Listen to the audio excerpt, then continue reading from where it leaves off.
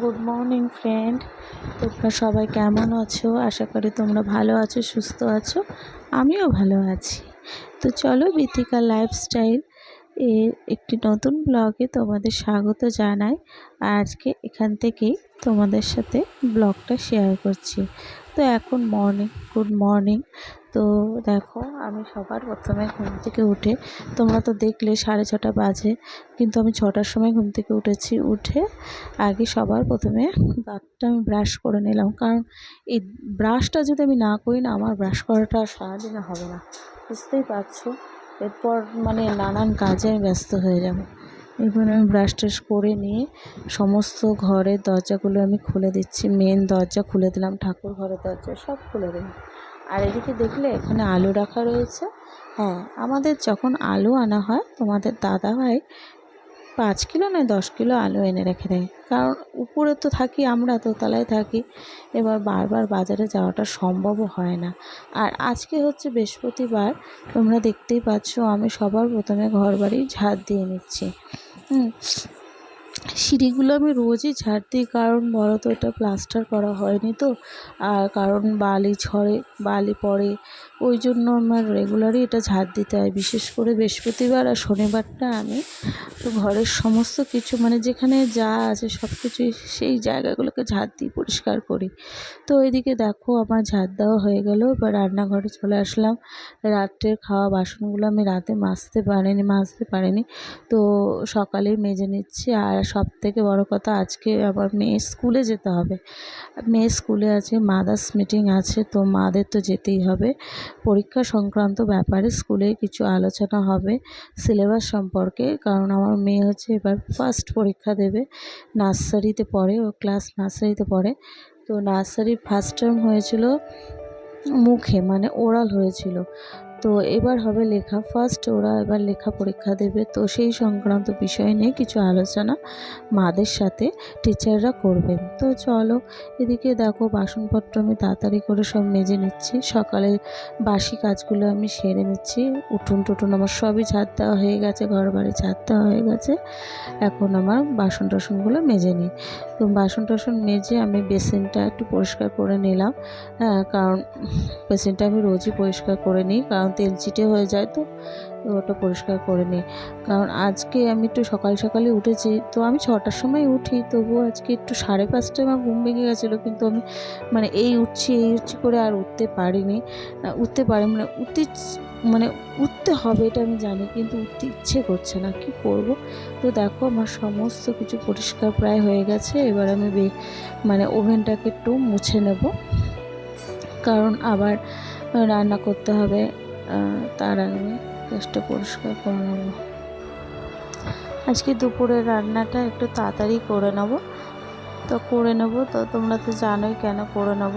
কারণ হচ্ছে মেয়েকে নিয়ে আমাকে আজকে স্কুলে যেতেই হবে আজকে মাদার্স মিটিংয়ের জন্য। তো এদিকে দেখো, গ্যাসটা তো আমি মুছেই নিচ্ছি, তোমরা দেখতেই পাচ্ছ। তো চলো, ভিডিওটা স্কিপ না করে পুরো দেখতে থাকো।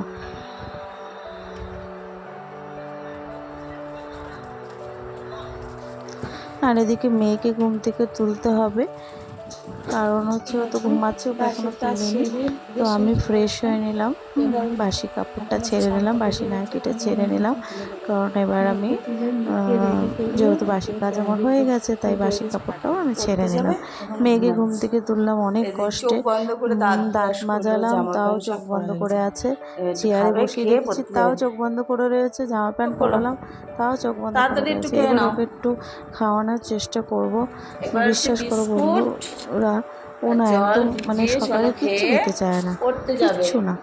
দুধ, হরলিক্স যাই বলো, ছাতু সব কিছু আমার ট্রাই করা হয়ে গেছে, ও কোনো কিছুই খেতে চায় না। হয়তো একটু নিল 1 চামচ কি 2 চামচ, আমি জানি না ওর খাওয়ার প্রতি এত অনীহা কেন। তোমরা আমাকে একটু কমেন্ট করে বলো তো, ওকে কিভাবে খাওয়ালে ও খাবে, আমাকে একটু কমেন্ট করে তোমরা জানিও। একদম খেতে চায় না, আমি যে কী করবো আমি নিজেই জানি না। আমি কি ডাক্তার দেখাবো? তোমরা অবশ্যই আমাকে কমেন্ট করে জানিও। চায়নি, ও একদম খেতে চায় না। ওর চেহারা দেখো ভীষণ রোগা, একটু তো খাবে। ছেলে যখন ছোট ছিল এরকম করতো না, যা হোক করে একটু খেত। সকালবেলা জল বিস্কুটটাও যদি খেত না তাও ওকে একটা দুটো বিস্কুট কি করে 7:30 বেজে গেছে, এদিকে 7:30 বেজে গেছে। ওর আন্টি 7:30টার থেকে পড়ায়, তো ওই জন্য মানে আন্টির বাড়ি দিয়ে আসবো। আন্টি বলতে আমাদের বাড়ির পেছনে আমাদের কাকা শ্বশুরের মেয়ে, ছোট মেয়ে, মানে ছোট কাকা শ্বশুরের মেয়ের কাছে ও পড়ে, বাড়িতে পড়তে দিয়েছি। সকালবেলাটা যেহেতু আমার সময় হয় না, যার জন্য আমি টিচার দিয়েছি। সেকেন্ড টাইম পরীক্ষা মানে ফার্স্ট টাইম পরীক্ষা হওয়ার পর থেকে ওকে আমি টিচার দিয়ে দিলাম সকালবেলায়। কেন বলো তো, সকালে একদম আমি টাইম পাচ্ছি না। আর এবার যেহেতু লেখা আছে, রাইটিং হবে এবার, যার জন্য এই দেখো এটা হচ্ছে আমাদের বাড়ির পেছনটা, যে পাঁচিল দেওয়া, এটাও আমাদের বাড়ি। এই যে আমাদের ঘরের মানে পাঁচিলের সাথে কাকা শ্বশুরদের বাড়ি। এই যে আমি চলে এসেছি, দেখো কত সুন্দর তুলসী মঞ্চ, আর ওদিকে ওদের বাড়িতে কত তুলসী গাছ হয়ে আছে। এটাও একটা কাকা শ্বশুরের বাড়ি। আর ওই যে নীল রঙের দেখছো, ওটাও একটা কাকা শ্বশুরের বাড়ি। আমার কাকা শ্বশুর হচ্ছে 6টা, ঠিক আছে, আমার শ্বশুর হচ্ছে বড়। এই যে এটা হচ্ছে ছোটো কাকা শ্বশুরের বাড়ির দিকে আমি যাচ্ছি। এখানেও পড়ে। তো এখানে আর একটা বাচ্চা পড়ে, এক ক্লাসে না, ও মনে হয় ক্লাস 2 কি 3-তে পড়ে। তো এই যে ওদের বারান্দায় পড়ায়। এইটা দেখো ওদের ঠাকুর ঘর। এখানে হচ্ছে গোপাল আছে, খুব সুন্দর ঠাকুর ঘরটা। আমার খুব ইচ্ছে আছে একটা ঠাকুর ঘর করার, জানি না ভগবান কবে হবে আমার সে আশা কবে পূর্ণ। তো মেয়েকে দিয়ে দেখো এবার বাড়ি চলে এসেছি। গাছে দেখো এই যে কলকে ফুল হয়ে আছে, তো কলকে ফুলগুলো আমি ছিঁড়ে নিচ্ছি। তো কি সুন্দর দেখো, পুরো ইয়েলো কালার, দারুণ লাগছে, গাছে ফুটে আছে। তো এবার আমি আর জবা গাছ থেকে কটা জবা ফুলও তুলে নেব, তুলে নিয়ে আবার উপরে চলে যাব। এখানে হচ্ছে জবা গাছ আছে, তো ওই যে জবা গাছ থেকে জবা ফুল তুলে নিয়ে আমি উপরে চলে যাচ্ছি।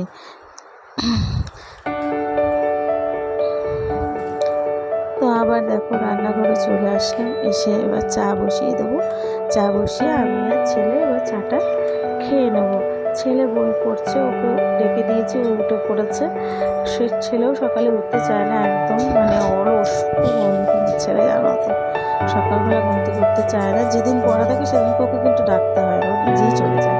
তো এই সকালে একটু ছেলে কাশি হয়েছে বলে, তো একটু আদা, তুলসী পাতা, গোলমরিচ সব দিয়ে চাটা করলাম।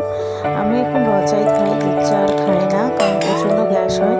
তো এখন বাচ্চাদেরকেও দুধ চাই আর দিই, ওদেরকেও র চা খাওয়ানো শিখিয়ে দিয়েছি।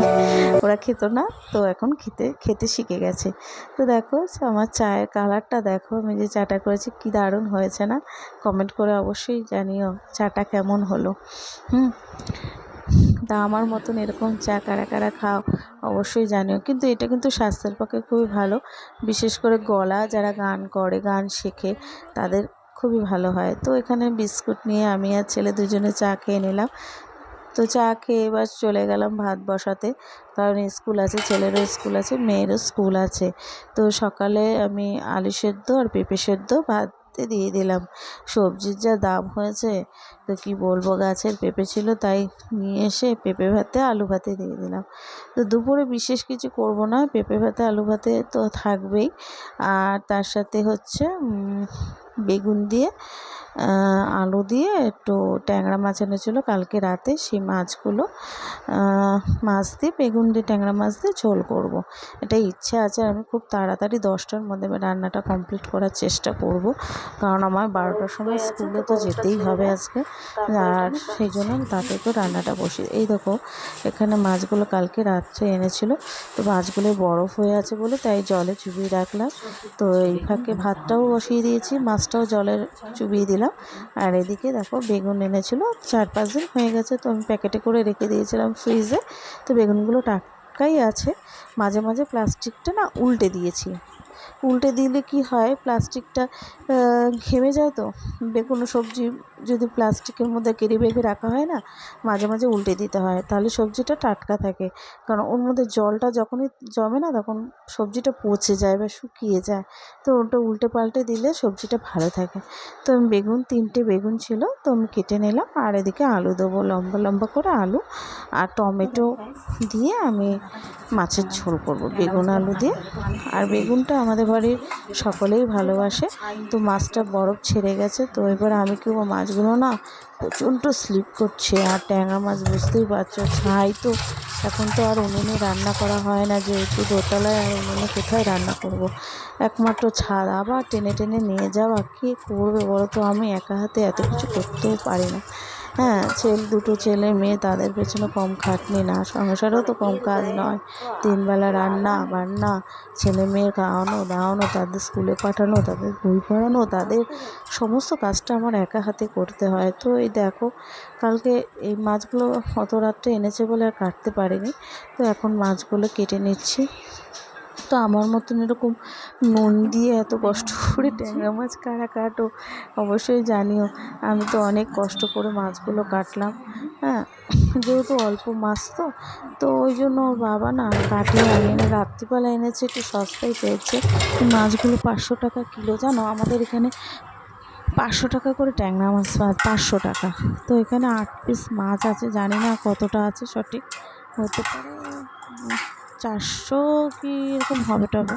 হ্যাঁ, যাই হোক, মাছগুলো আমি নুন হলুদ ভালো করে ধুয়ে, নুন দিয়ে ভালো করে ধুয়েছি প্রথমে, এখানে এত স্লিপ করছে। তো মাছটা ধুয়ে নুন হলুদ মাখিয়ে দিলাম। আর এদিকে বড়মশাই ঘুম থেকে উঠে গেছে, তো ওর জন্য গ্রিন টি করে দিলাম। ও চা খায় না, আমি আর ছেলে চা খাই, মেয়ে চা খাই, ওর জন্য গ্রিন টি। আর এদিকে দেখো কড়াই বসিয়ে দিলাম, এবার রান্নাটাও সেরে নেব। তো রান্নাটা হোক, রান্নাটা হতে হতেও আবার এদিকে কাজ করব। কারণ ভাত তো হয়ে গেছে অলরেডি, আর এই মাছগুলো আমি ভেজে নিই। আমি ট্যাংরা মাছ দিয়ে বেগুন বা বেগুন দিয়ে যে তরকারি করি না কেন, আমি কিন্তু আলাদা আলাদা করে সব কিছু ভেজে নিই। মাছটা তো ভেজে নিচ্ছি, আর এদিকে আলুটাও ভেজে নেবো আলাদা করে, তারপরে বেগুনগুলোও ভেজে নেব। তো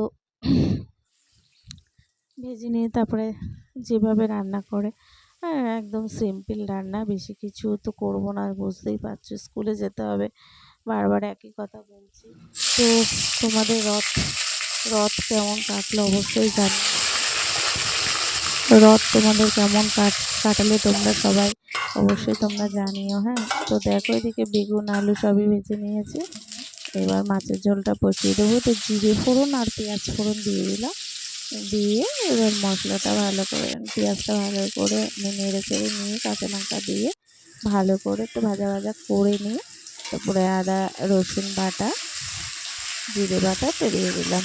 তো তারপরে পরিমাণ মতো নুন হলুদ লঙ্কার গুঁড়ো সবই দিয়ে দিলাম। খুব বেশি ঝাল করব না, বাচ্চারা খাবে যেহেতু। আর ওদিকে একটা টমেটো কেটে রেখেছিলাম, ফ্রিজে ছিল, একটাই ছিল টমেটো, আর একটা ছিল খারাপ হয়ে গেছে, তা কী করবো, একটাই দিয়ে দিলাম। আর ওদিকে এবারে আমি মশলাটা ভালো করে সবজির সাথে কষে নেবো, কষিয়ে নিয়ে বই জল পড়েছো আগে দিয়ে বলো। দেবো। আর এর ফাঁকে ঠিক দেখো আছে, মেয়ে এবার স্কুল স্কুলে যেতে চলে হবে, আসলো, রেডি এখন হতে হবে। কটা বাজে, হ্যাঁ, 9:30 বাজে। তো কি এই যে আনবো? আমি নিয়ে কি চলে দোকানে এসছে গেছি তোমার টিফিন। জন্য? আমি স্কুলে নিয়ে যাব যখন, তোমার জন্য আনবো। আমি কিচ্ছু আনিনি মা, কি আনবো? কিচ্ছু নেই, কিচ্ছু নেই, বাবা ডাকছি, যাও। আমি এই যে তরকারিটা নামিয়ে নিই। লেবু জল খাবো? স্কুলে লেবু জল দিয়ে দেবো আজকে। হ্যাঁ, যাও ঘরে যাও, আমি যাচ্ছি। আচ্ছা, দিচ্ছি, যাও। আচ্ছা, দাও, লেবু দাও। বাবা কি সুন্দর লেবুটা। তরকারি হয়ে গেছে, নামিয়ে নেবো এবার। কিন্তু এই যে এটা হচ্ছে মানে ধনে মরিচ আর জিরে সব কিছু দিয়ে একটা ভাজা মশলা দিয়ে দিলাম। এবার নামিয়ে তরকারি হয়ে গেছে, তরকারি হয়ে গেছে কমপ্লিট। এবার মেয়ে এসছে, এবার ওকে স্নান করাবো, খাওয়াবো দাওয়াবো, রেডি করে স্কুলে পাঠিয়ে দেবো। তো চলো ওকে আগে স্কুলে পাঠিয়ে দিই, খাইয়ে দাইয়ে চান টান করিয়ে ওকে রেডি করে স্কুলে পাঠিয়ে দিই। আর এদিকে হাজব্যান্ডের জন্য দুটো রুটি করে নিলাম, আর এদিকে বটবটি আলু আর একটা ডিমের অমলেট করে দিলাম। তো এখন ওকে দিয়ে দিই, ও খেয়ে নিক। আর এদিকে ছেলে মেয়ের জন্য ভাত বেড়ে নিচ্ছি। আর তো এটা এটা ছেলে মেয়ের ভাত আর এটা ছেলের ভাত। একটা ডিম সেদ্ধ দিয়েছিলাম, হাফ হাফ করে ওদের নিয়ে আয়। দুজনকে দিয়ে দিলাম। ঘরে দুটো ডিম ছিল, একটা বড়মশাইকে দিয়ে দিলাম আর একটা দুজনকে হাফ করে দিয়ে হুম, দিলাম। শুরু আর করে তোর একটা ভাত টিফিন মেখে দিয়েছি ছেলেকে আনতে কখন। বলেছি, মেয়েকে হ্যাঁ, স্কুল মানে পড়তে গেছিলো, ওখান থেকে স্কুলের আনার জন্য সময়। তো রেডি ওটা হয়ে আমি গেছি, পান্তা টাঙিয়ে ভাত দিয়ে দিয়ে খেয়ে দাও। নেবো। তো এখন না, তো চলো মেয়েকে রেডি করে খাইয়ে দিয়ে রেডি করে দিলাম। তো একটু খেয়ে দে আদর সোনাটা, হচ্ছে মা আর ঠান্ডা করে মেয়ের। বই পড়বা, হ্যাঁ? ঠিক আছে। আমাকে বলছে তুমি চলো তুমি চলো, চলো আমি বলছি জুতোটা আমি পরে এখন নাও। যাবো না, তোমাকে ডুডু, বাবা দিয়ে ফুটফুড়ি, আসুক, আমি মুকুটুকুটি আবার এখনই তোমাকে খুলে যাবে, যাও। আনতে যাবো। মাদার্স মিটিং আছে যেহেতু, জুতো পরে এক আয়। সময় ছুটি হবে, আর 12টা থেকে মাদার্স জুতোটা মিটিং। ঝেড়ে তো নিয়েছ? মাদার্স মিটিংটা আমি অ্যাটেন্ড ওই করবো, রকম করে করে জুতো ছুটি ছুটছো হয়ে কেন? যাবে, ওকে পরে নিয়ে নাও। একেবারে বাড়ি চলে আসবো। তো চলো ব্যাগ বন্ধুরা নিয়েছি বাবা, দেখো, তুমি চলো। ওকে স্কুলে পাঠিয়ে দিই। কোলে ও নিতে হবে না, তুমি যেতে চলো চাচ্ছে চলো। না, আমাকে যেতে চলো। হবে বলে কাঁদছিল। তো একটু কোলে নিই, কোলে করে ওকে একটু দিয়ে নিয়ে আসি বাবার আসছি। কাছে। আর এটা তো ওরা ওর বাবা নিয়ে চলে গেল, আর এদিকে আমি এসে এখন আমার একটু খাওয়ার আজকের সময় টিফিন হলো। এটা আমার দেখেছো তো, সবাইকে মেয়ের দিয়ে দিয়ে নিয়ে লাস্টে আমি টিফিনটা খেয়ে বসলাম এবার পান্তা ভাত নিয়ে। স্নান টান অল্প কটা ভাত ছিল পুজো কালকের দিয়ে ভাত, তারপরে তো স্কুলে জল যাবো, দিয়ে মেয়ের রেখে স্কুল দিয়েছিলাম আছে। রাত্রিবেলা। তো তো চলো। ভাতটা একদম সলা সলা, আমার ভালোই লাগে গরমের সময় পান্তা ভাত। তো ভাতটার তো খাওয়া হয়ে গেছে, আর এদিকে স্নান আমি আজকে আর করলাম না, কারণ হচ্ছে মেয়েকে নিয়ে এসে তারপরে একেবারে স্নান করে পুজো দেবো, যেহেতু অনেক দেরি হয়ে গেছে। আর 12টা প্রায় বাজে, 12টা বাজতে এখন 15 মিনিট সময়। তো স্কুল তো বাড়ির কাছে, বেশি দূরে না। তো দেখো স্কুলে চলে আসলাম, তো রেডি হয়ে স্কুলে চলে আসলাম। আর খুব মেঘ করেছে, যখন তখন বৃষ্টি আসতে পারে। তো এদিকে দোতলায় হবে মিটিং, তো চলে যাচ্ছি উপরে স্কুলে, মেয়ের স্কুলে মিটিংয়ে অ্যাটেন্ড করতে চলে যাচ্ছি। এদিকে সব মায়েরা মনে হয় এসে উপরে চলে গেছি, আসছে, কাউকে নিচে দেখছি না। রেডি হয়ে তো যেতে যাও, এসছে। মিটিং অ্যাটেন্ড করা হয়ে আমি গেল, খাবো, হয়ে কী কী মেয়েকে রান্না নিয়ে বাড়িয়ে হয়েছে চলে আসলাম, স্নান টান করে পুজো টুজো খেয়ে দিয়ে এবার ফ্রেশ হয়ে এবার আমি ভাত খেতে বসবো, দুপুরের ভাত খেতে বসবো। তো চলো এবার দেখো, ভাতের মধ্যে দিয়ে পেঁপেটা বার করে নিয়ে পেঁপেটাকে মেখে নেবো। তো পেঁপে সেদ্ধ আর আলু সেদ্ধ, গরম ভাতটা গরমই আছে। কার কার খেতে ভালো লাগে অবশ্যই কমেন্টে জানাও। আর একটা কথা, আমি যখন বাড়ি ছিলাম না, তোমাদের দাদা বাড়িতে দেখো বাড়ির কুমড়ো শাক তুলে নিজে কেটে বেছে রান্না করে রেখে দিয়েছে। ওর মনে হয় তো শাক খেতে খুব ইচ্ছে করছিল, তো ওই জন্য শাক রান্না করে রেখে দিয়েছে। আমি ভেবেছিলাম পেঁপে সেদ্ধ আলু সেদ্ধ হবে, আর মাছের ঝোল তো আছেই। তো আজকে দুপুরটা ওটা দিয়েই চালিয়ে দেবো, আর কি করব, স্কুলেও তো যেতে হবে। আর বুঝতেই পারছো, একা হাতে এত কিছু করা একা সম্ভবও হয় না। তো ওই ভেবে হয়তো নিজে নিজেই হয়তো ওটা কেটে বেছে রান্না করে ফেলেছে। তো যাই হোক, শাক তো আমার খুবই ভালো লাগে, কুমড়ো শাক খেতে। হ্যাঁ, তো ও খুব ভালোবাসে। তো সত্যি কথা বলতে বন্ধুরা, ওই শাক দিয়েই কালকে ভাত খেয়ে নিই, মানে বৃহস্পতিবার রাতে আমি ভাত মানে দুপুরে ভাত খেয়ে নিয়েছি। মাছের ঝোল আর খাইনি, আর পেঁপে সেদ্ধ দিয়ে খেয়েছি। তো ভিডিওটা ভালো লাগলে অবশ্যই একটা লাইক শেয়ার কমেন্ট করো বন্ধুরা, তোমাদের কাছে অনুরোধ রইলো, অবশ্যই লাইক শেয়ার কমেন্ট করো। আর আর কি বলবো বন্ধুরা, তোমরা সবাই ভালো থাকো, সুস্থ রাখো, ঠাকুরের কাছে এটাই কামনা করি। আর আমার ভিডিও যদি তোমাদের সত্যি বলছি ভালো লাগে, তো ব্লগ ভিডিও যদি ভালো লেগে থাকে, তাহলে অবশ্যই আমার ভিডিওটাকে তোমরা সাপোর্ট করো। হ্যাঁ, তো এই দেখো, তো চলো টাটা, বাই বাই।